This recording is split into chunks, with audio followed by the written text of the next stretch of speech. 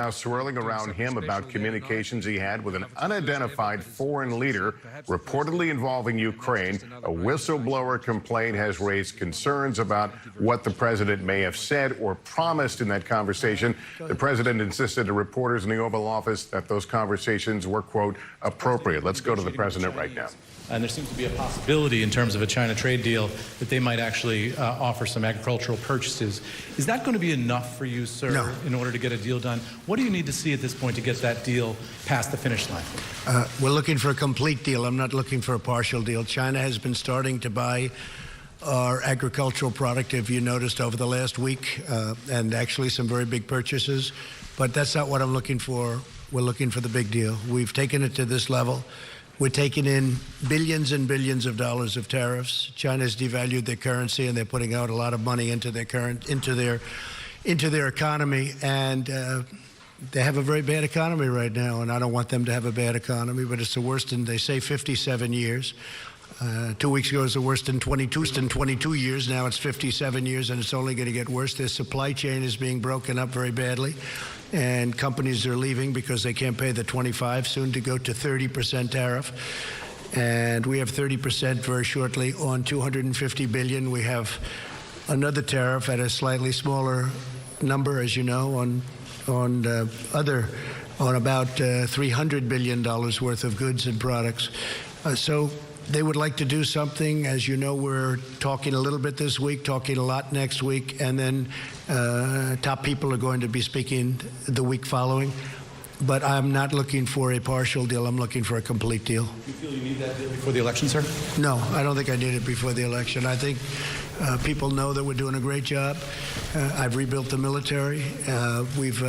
Scott and I were talking about that. We spent $1.5 trillion. When I came in, our military was depleted. Frankly, we didn't have ammunition, okay? But our military was in very bad shape. We've rebuilt the military. We've got one of the strongest economies. Mike Pence actually got some, who's right here, a great vice president. He was talking yesterday, and he called me. He says, boy, these numbers, these consumer numbers are incredible. The retail numbers that came out 2 days ago that really weren't reported were really, I mean, just incredible numbers. You know that very well. That's your world. And some other numbers. We're doing very well. Our economy is very strong. And China is being affected very badly. We're not. We're not being affected. In fact, we're taking in many billions of dollars. And China's eating that. You know, China's eating the tariffs because of the devaluation. Now, that doesn't happen with all countries. China's China. And they know what they're doing as well as anybody. My relationship with President Xi is a very amazing one, very good one. But we have right now a little spat. But I think we're doing very well. Our country is doing well.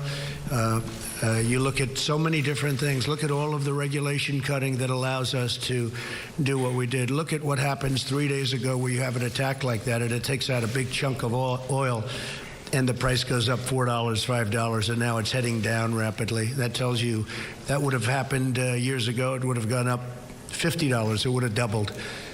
And this was a blip. So it's been really amazing what we've been able to do. I think the voters understand that. I don't think it has any impact on the election. Now, if something happened, I think that would probably be positive for the election, but that's okay. I do think signing USMCA on a bipartisan basis with Nancy Pelosi and Chuck Schumer and everybody else, very bipartisan. I think that's very important for our country. And I would certainly be willing to say that's a bipartisan deal. But I think that's very important for our manufacturers, for our farmers, even for unions. They want that deal done. And so hopefully that's going to be put up to a vote very soon. There'll be very little cajoling of the Democrats because most Democrats want it too. But the USMCA is ready to be voted on.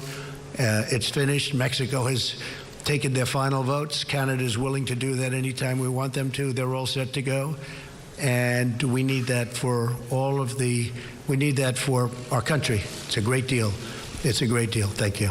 And for the Prime Minister, sir, your economy is to some degree caught in the cross-currents between the United States and China. What did you say to the President about what your ideal outcome is here for a China trade agreement between the United States and China?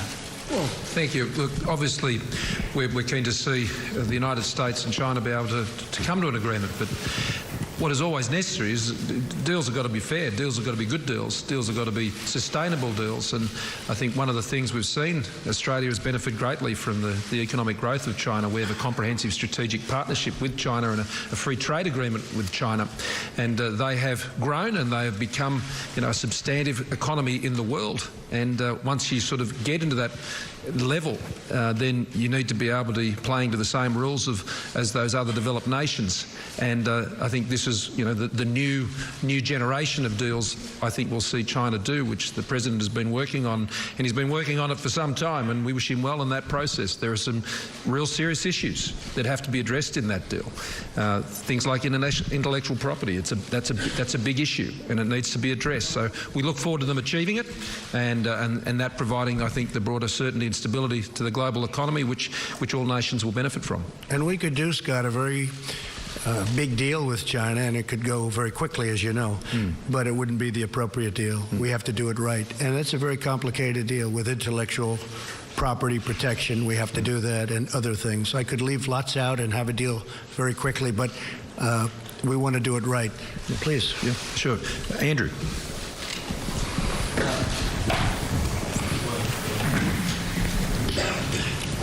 I assume Andrew is a nice person. That's why you chose Mr. President, the best. Thank you very much for hosting us. Also on China and tariffs, what do you say to Australian businesses and to Australian people who say that your trade war with President Xi threatens their prosperity? And to the Prime Minister, a linked question. Do you think that Australians are going to be collateral damage in President Trump's tariff war with China? Well, first of all, I look at numbers. I love numbers, and the numbers of Australia are doing incredibly well. You're doing unbelievably well. When we have a deal with China or not, but when we have a deal with China because they want to make it perhaps more than I want to make it, because I actually love all that billions of dollars that's pouring into our treasury. Billions and billions of dollars. We've never seen that before from China. It's always been the other way.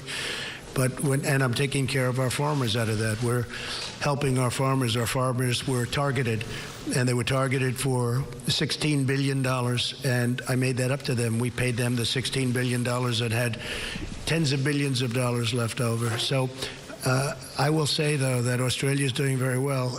If we do end up doing a deal, Australia will do even better. And we were discussing that, but Australia will be one of the big beneficiaries of a deal.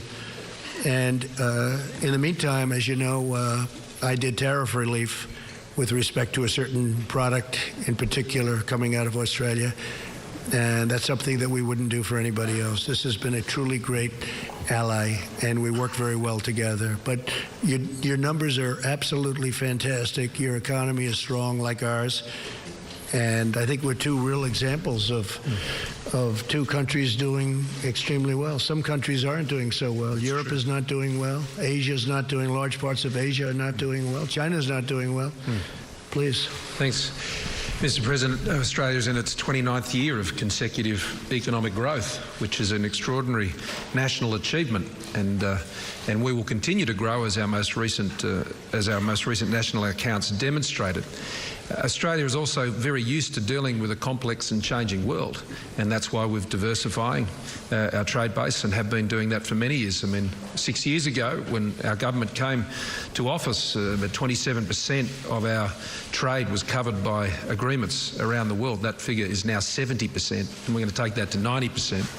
And that's important, and that's opening up opportunities. So there are ebbs and flows that go in the global economy, and Australia has built up a resilience through the broad-based nature in which we're taking our economy to the world. I mean, Australia has never got rich selling things to itself, and we've always had an outward-looking perspective when it comes to engaging our economic opportunities. And a big part of what we've been discussing here is some new opportunities, whether it's in the rare earths, the critical minerals, the frontier technologies, space. This is where jobs are going to be in the future as well. And so we will deal with those ebbs and flows as they come. But the President's right. The arrangement they will come to, and I'm confident they will, with China will be one that will set, a new bar in terms of how China's economy then deals with a lot of these complicated issues in the future with developed economies like Australia. So we look on with interest, and I think ultimately when we arrive at that point, it's going to put global trade on a stronger footing. And Australia's really been so focused on the economy. They do minerals. They have incredible wealth in minerals and coal and other things. And they're really at the leading edge of coal technology. It's clean coal, we call it clean coal, but it's also great for the workers. And things that would happen to, because it was very dangerous years ago and very bad for a lot of people. And you've rectified that 100%. It's incredible. I looked at your statistics the other day, and coal miners are very, very safe in Australia. It's incredible what you've done. In fact, we're looking at what you've done. We can do a deal on that. I want to we'll do a deal. We'll make a deal. Yeah, go ahead, please. Thank you. In the midst of these escalating tensions with Iran, you've now named a new national security advisor, Robert O'Brien. Yes. What is he recommending to you in terms of dealing with the latest strikes on Saudi Arabia and the response? And then secondly, you announced new sanctions on Iran. Secretary Mnuchin said that this affects the last available funds for that regime. Have we now exhausted sanctions in regards to Iran? Well, these are the strongest sanctions ever put on a country. We are at a level of sanction that is far greater than ever before with respect to Iran. Today we did central bank, as you know, and we'll see. We'll see. They're having a lot of problems, and not only with us, they're having problems within their own country, and I think they have a lot of self-made problems. We are by far the strongest military in the world. Going into Iran would be a very easy decision, as I said before, be very easy, the easiest thing. Most people thought I would go in within 2 seconds, but plenty of time, plenty of time. In the meantime, they have a lot of problems within Iran. Iran could be a great country, could be a rich country, but they are choosing to go a different way. There'll be a point at which they'll be very sorry for that choice. But I think I'm showing great restraint. A lot of people respect it. Some people don't. Some people say, oh, you should go in immediately. And other people are so thrilled at what I'm doing. And I don't do it for anybody. I do it for what's good for the United States, what's good for our allies. And it's working out really very well. As far as Robert is concerned, Robert, maybe you could stand up. Robert O'Brien has done a fantastic job for us with hostage negotiations. I think we can say that there has never been anybody that's done better than you and I as a combination. We've brought many people home, and we brought them home quickly. Speed is a very important thing, I find, with hostages. It's really something. I had dinner the other night with the Warmbier family, an incredible family. The whole family and some of Otto's friends. In addition to the family, we had 25 people over on Saturday night, and we did that dinner in Otto's honor, and it was a beautiful thing. It was a beautiful thing. First Lady and I. It was very, it was very touching, and really very beautiful. We talked about Otto, and I will tell you that people should have moved faster. And Robert and I were talking about that. He should have moved faster. He was there for a long time. You got to move fast. With hostages, you have to move fast. All of a sudden, it gets very hard for the other side to do anything. And sometimes it's just too late. In the case of Otto, it was very late. We got him home, but he was in horrible, horrible condition. What happened to him was actually incredible, just horrible. But you have to move fast. Robert and I have been really successful. And the reason I know him so well, I actually work hard on hostages, I think you would say. I think most presidents wouldn't do that, but I do. These are great, I guess in almost all cases, American lives. We help other people also. We've also helped other countries with their hostage situation where we have some strength that they don't. But these are great people, and we get them home. We got them home from North Korea, as you know, and we got them home from a lot of different locations, Egypt. We get them home. We get them home from many different locations. Turkey. Yeah. President Erdogan was very good, and we got a hostage home who our great pastor, who everyone in this room knows and loves. But we've had tremendous success, and what surprised me, I didn't know too many people knew Robert. And when it came time to pick somebody for the position, it's a very critical time. I had so many people, I shouldn't say this in front of Robert, he'll be embarrassed, but I had so many people that called me and they recommended Robert O'Brien. So I think he's going to do a great job. And he was here, I can tell you this, he started about 12 minutes after he was chosen. He sat in with us, and he's very much involved now in what we're doing. One quick follow-up on that in regards to Iran. If sanctions don't work and they continue their malign activity, are there any other measures outside of a military option that can be taken? Well, I don't want to talk about that, but I will say I think the sanctions work and the military would work, but that's a very severe form of winning. But we win. Nobody can beat us militarily. Nobody can even come close. What we've done for our military in the last 3 years is incredible. All made in the USA, by the way. And it's really incredible. Our nuclear was getting very tired. They hadn't spent the money on it, and now we have it in, as we would say, tippy-top shape. Tippy-top. It's we have new and we have renovated, and it's incredible, and we all should pray that we never have to use it. We should never have to use it. And our military itself is in phenomenal shape. And we have a great gentleman, as you know, going to be taking over, Joint Chief of Staff. Joe Dunford has been fantastic. He's a great man and a friend of mine. But General Milley is going to be taking over, and it's going to be, we're going to have a little bit of a celebration, both for Joe and for everybody. And, you know, as you know, our Secretary of Defense has just come in, Mark Esper, and he's been here for a short period of time, but he's got tremendous energy. He's got it. He knows it. That's what he's been doing for a long period of time, from the day he graduated, or maybe I should say from the day he started at West Point, where he was a top scholar, etc. So we have incredible people, and Steve Mnuchin's here. We did the sanctions today, and I think they're probably, Steve, the strongest that have ever been put on a country. We will certainly never do that to Australia, I promise you. Then one for the Prime Minister, if I may. Mr. Prime Minister, you have been very tough on Huawei, even under pressure. You've been very consistent with the ban, even though you've said you have a good working relationship with China and they're important for your economy. Do you plan to continue to support the United States in the tough stance on China? And can you give any more specifics about what you've told the President you would do to help in his measures to reach a fair trade deal? Well, first of all, I mean, we have the most perfect of relationships with the United States, and goes back a century and more, as the President was reminding us on the lawn this morning.